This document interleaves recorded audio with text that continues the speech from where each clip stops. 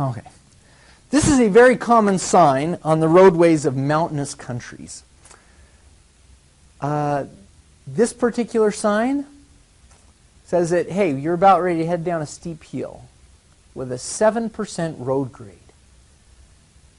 The thought comes, 7%? 7% of what? What do you mean 7% road grade? That doesn't even sound very big at all. Well, this is what happens. 7% can be written as a fraction, 7 per 100. That's exactly what we're doing with a percent dividing by 100. Well, this is what it means. If you could, like, the road is headed up a mountain and you could just slice that mountain right in half.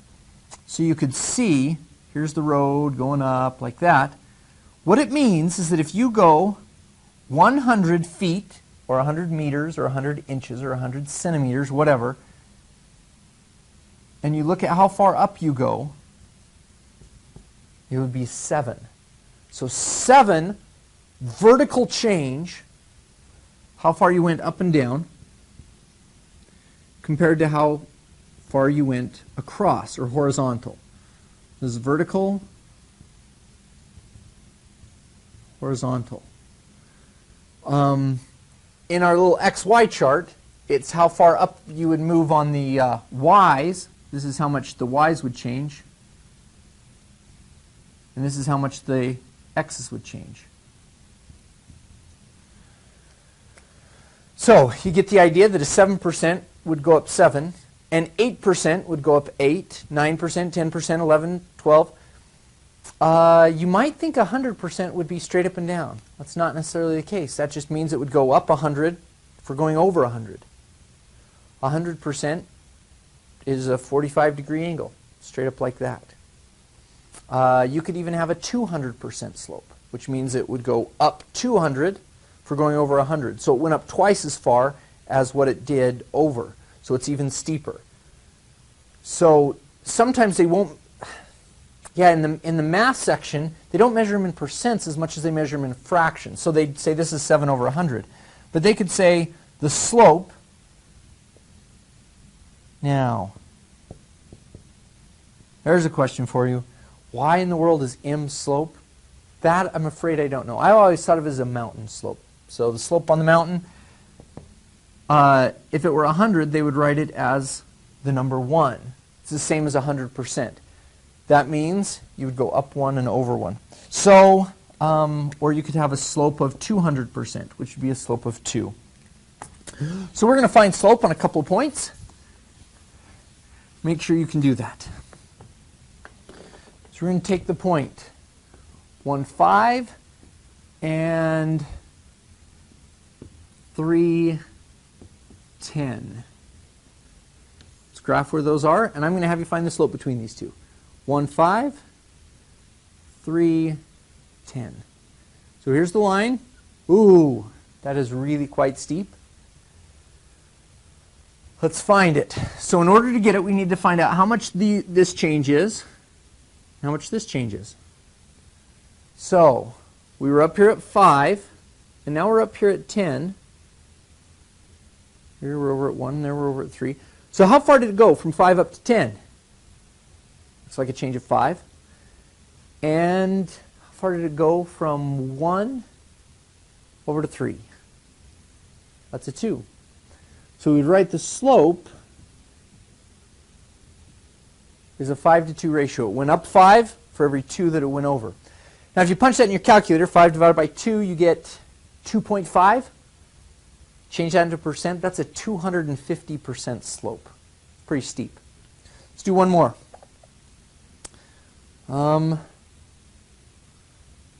Start from 1, 5 again. This time we're going to go 10, 6. So 1, 5, 10, 6. Now again, we have to find how much up and over, how much across. So 5 going up to 6, how much the y's changed first? This is 1. 1 and 10 is a 9. Now you realize what we're doing to find those differences. the difference between 10 and 1, we subtract them. 10 minus 1 is 9. That's how we're getting that. And 6 minus 5 is 1. So the slope here is 1/9. Up 1 for every 9 that it goes across. If you punch that in your calculator, you get a decimal, 0.111111. That's 11%. So that would be an 11% road grade, as we did over here on that sign. So, you've got that down. Start throwing in some variables. Let's see if you've got this. We're going to take between the point 1, 2 and a random point that we don't even know, x, y, and we're going to find the slope. 1, 2, x, y. I have no idea. It could be anywhere over here, but we're just going to look at that. Here's point 1, 2. And we do the same thing. How far does it go from 2 up to y? Remember what we were doing? How far to go from 5 to 10? You take 10 minus 5. So in this case, how far did you go from 2 to y? You're going to subtract y minus 2.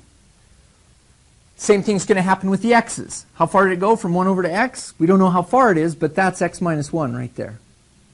So the slope of this,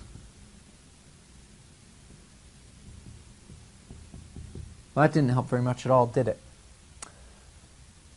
But make sure you've got the idea of what's going on here. Slope, y minus 2, x minus 1. Let's do it one more time.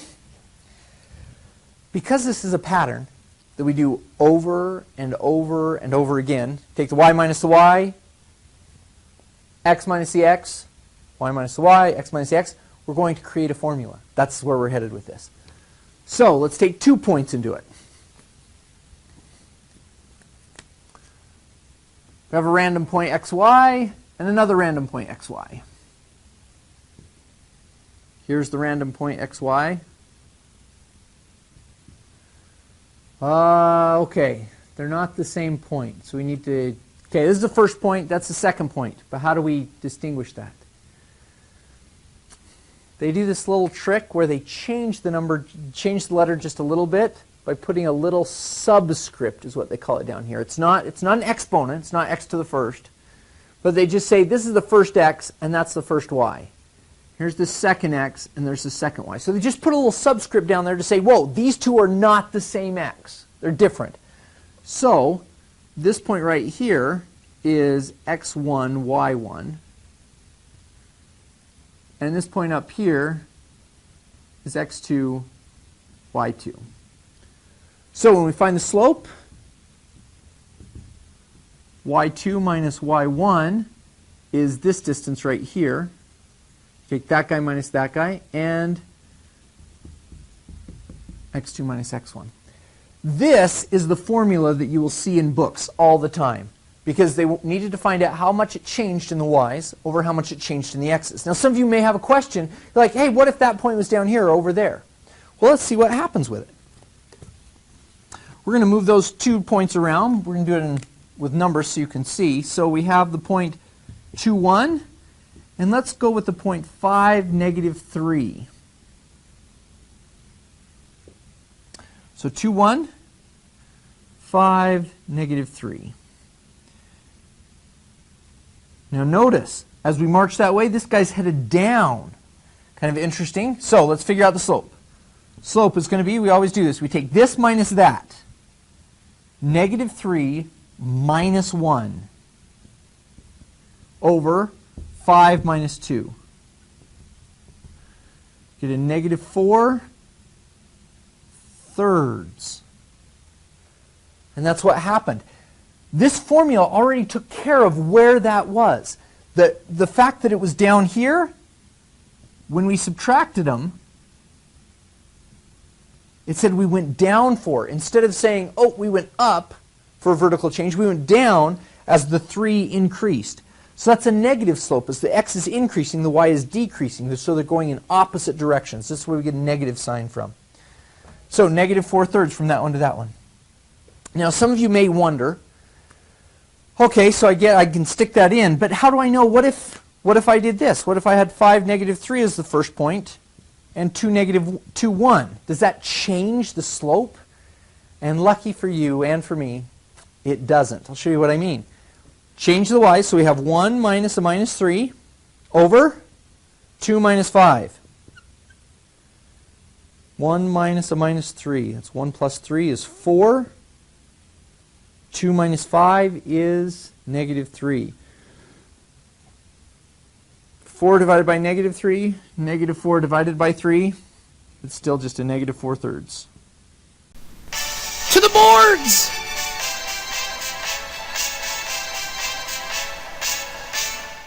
Let's go to the boards and practice some problems with slopes between 2 points. When doing these problems, step number 1, you're going to want to label the first point as x1, y1.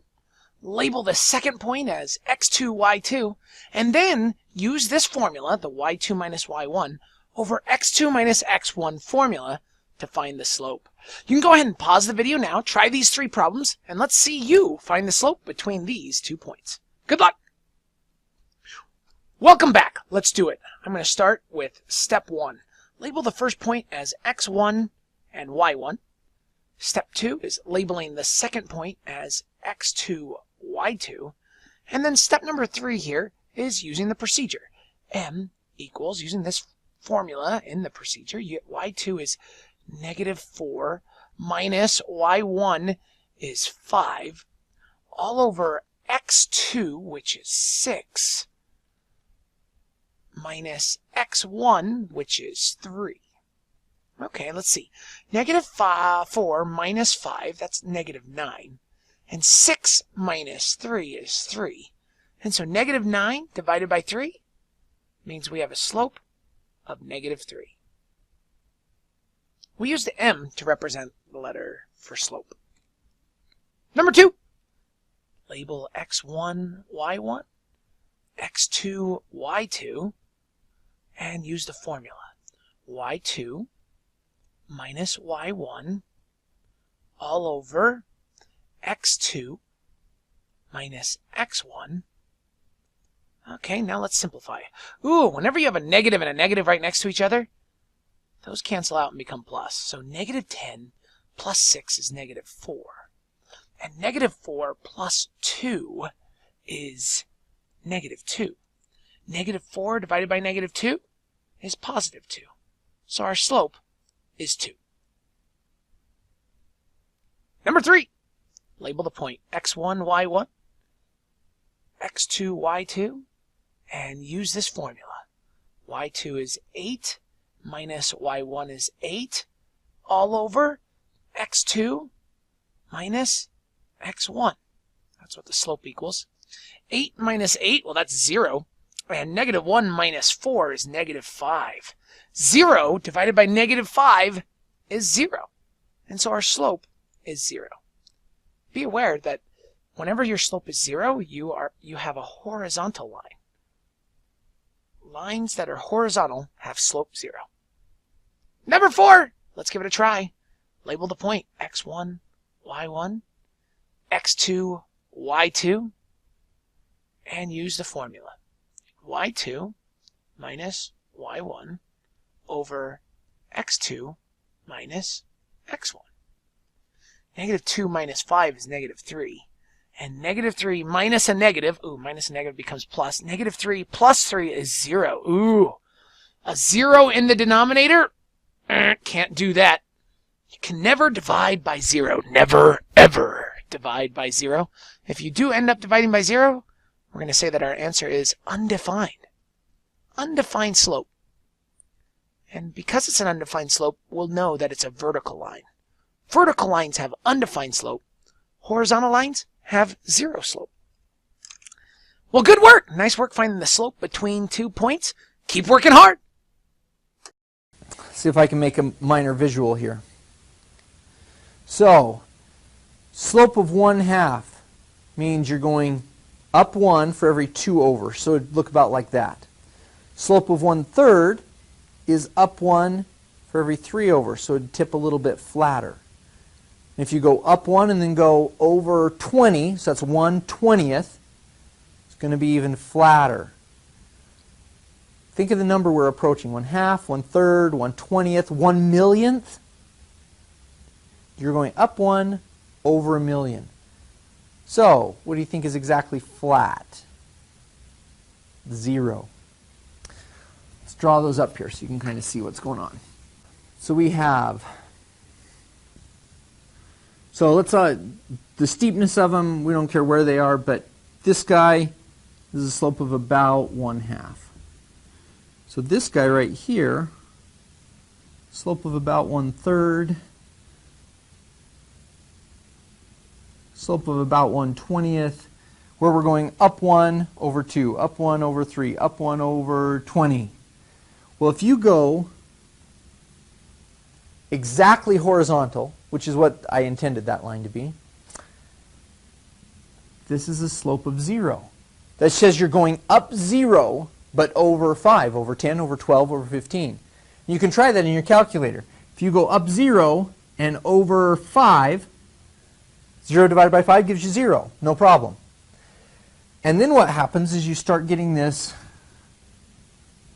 negative. They start going exactly, you go down 1 over 3, down 1 over 2. Okay, so that's where 0 is. It's right between all the positive slopes heading up this way, all the negative slopes heading down that way. Now, if we get even steeper, we get a slope of 1. Okay, that's the 100% road grade. That's going up 1 over 1, up 1 over 1, up 1 over 1. Okay, so we start doing the other thing. Go slope of 2, that's up 2 over 1. Slope of 3, up 3 over 1. Slope of 20, that we went up 20 over 1. And it gets bigger and bigger and bigger. So we now consider what happens if you have a line that's headed straight up. How steep is it? 20, well, you can get a slope of 1 billion is when you're up 1 billion over 1. But you can always make a number into a fraction. So it's got to be bigger than 1 billion. Maybe you've seen this before. Kind of a slope of infinity. You can't measure the size that we're going before we go over 1 because it's kind of not there. So you just keep going forever and ever. Straight up, very steep. Now, let's come back. So you start tipping it like this, and the number starts getting lower and lower and lower. 0, negative, negative. And you start getting a -1, -2, -5, -20. So it gets further and further negative, more and more and more and more and more. And then all of a sudden we have straight down. This is a number that is less than 1 billion. That's amazing. Negative infinity. Now we run into a problem. Straight up and straight down are the exact same steepness. So we have to try to get a number that is positive infinity, bigger than positive 1 billion, and less than negative 1 billion at the exact same time. That's tough to do. So, my preferred way of saying is, that's just bad news. Now, it doesn't mean that we can't graph it. We can graph that line without any problem. However, we can't label what the slope is because there's not a number out there that would measure that big and that small at the same time. So we call it bad news. Officially, that's kind of what I say about it. The slope is undefined. Some people will have taught you to say no slope. I can tell you why I prefer not to use that and why it shouldn't be used in this course.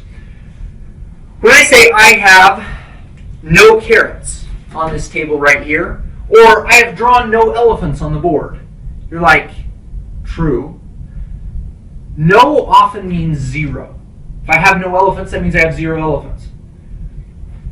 And so often people will get no slope confused with this one right here. Well, there's no slope there. It's completely flat. Other people will say, well, there's no slope there. There's not a slope in existence. So it could have the two different meanings, so we kind of stay away from it. Here, slope is undefined. And this is kind of funny. You have to try this on your calculator. You take this, And you'll notice this is like going up 5 and over 0, or up 7 over 0, or up 10 over 0. Punch that into your calculator. 5 divided by 0. Over here it was just fine. 0 divided by 5 gave you 0. 5 divided by 0, and your calculator should kind of go bzzz, bzzz. It will tell you that you're not playing fair. It is trying at that moment to pull a number that is bigger than infinity and smaller, or bigger than a billion up at positive infinity, and less than negative a billion at the same time. And that's why it's saying, whoa, we can't do that. You ever put 0 dividing by 0, this is what it's trying to do, and so you can't do it. That one's perfectly fine. That one's really bad. So this is why we call it, if you punch in your calculator will tell you error, or divided by 0. That's how you know the slope is undefined. Now you may run into a question, well, if it's undefined, how can we graph it? All we're doing is actually getting the slope is undefined. The line is still there, and I'll show you how these look like graphing. So there's the slope of 0, slope of undefined. When you're graphing lines, you will sometimes run across one that has no y in it. You're like, x equals 5, what do I do with that? Well, we have two ways of doing it. So we pick a number for y, stick it in. Use intercepts if you'd like. 0. If y is 0, x equals 5. What if y is 7? X equals 5. What if y is negative 13? Well, x is 5. Oops. X is 5. So you start to see a pattern. This just says that x equals 5 all the time. So 5, 0, 5, 7, 5, negative 13. And you realize x is over here at 5, and y can do anything it wants because it's not in there. So it actually becomes very easy. You're like, oh. And you'll notice that's how we get an undefined slope, even though we could graph the line just fine. Y minus y, 7 minus 0, over 5 minus 5. 7 over 0. And punch that in your calculator and it goes, bzz, bad news, you can't do it. So, undefined slope, but there's the line. Similarly, if you're missing the x, you're going to be up where y is 7. So, if x is 0, y is 7. If x is 2, y is 7. If x is 13, y is 7. And you'll see 2, 7, 13, 7. And that one's going to give you a slope of 0. Completely horizontal, flat.